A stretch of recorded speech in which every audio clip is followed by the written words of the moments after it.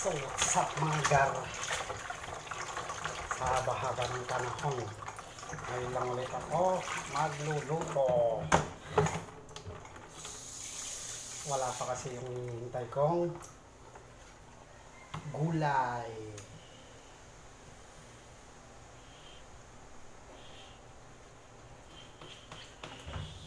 Ayaw na rin sumagot sa tinatawag.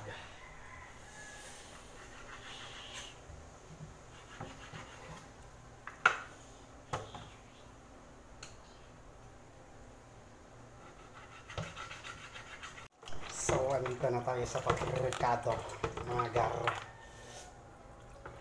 Toyo.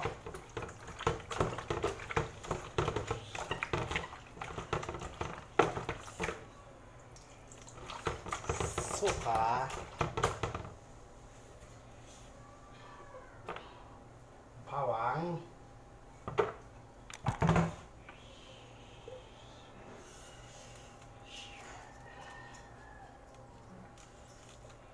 Konting bechin.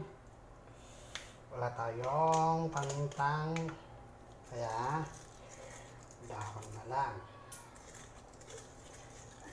Para sa akin lang naman.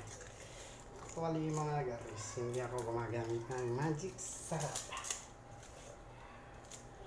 Kasi yung nagturo sa akin magluto is sabi, pag gumagamit ka ng magic is hindi ka magaling magluto. Dami ko pang palusot, ano? Wala lang akong bibili. So, yan. Tama na yan. Siguro.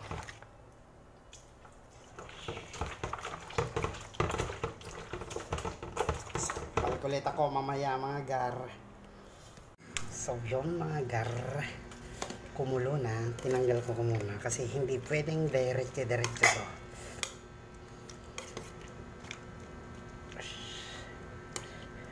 So, yan. Saksak ulit.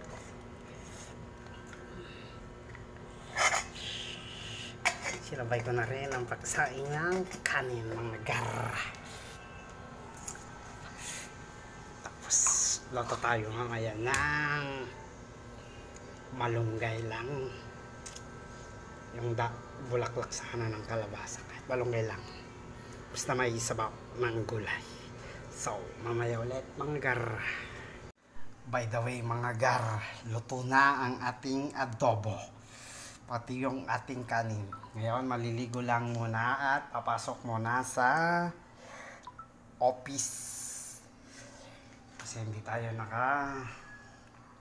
pasok kaninang umaga kasi nag-grocery tayo. So, yun lang mga gar. Yan o. So yun mga gar, kainan na tayo. Pagpasensyahan nyo na, wala tayong lamesa. Kasi sa amin, sa probinsya, sa bundok, hindi uso yung lamesa. Actually ngayon lang ako nakatapak ng tiles.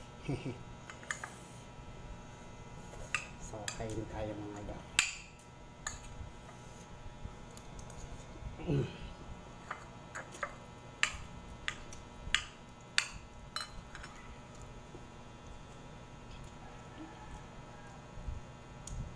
Nakalimutan kong bumili ng kamatis sa kabagboon.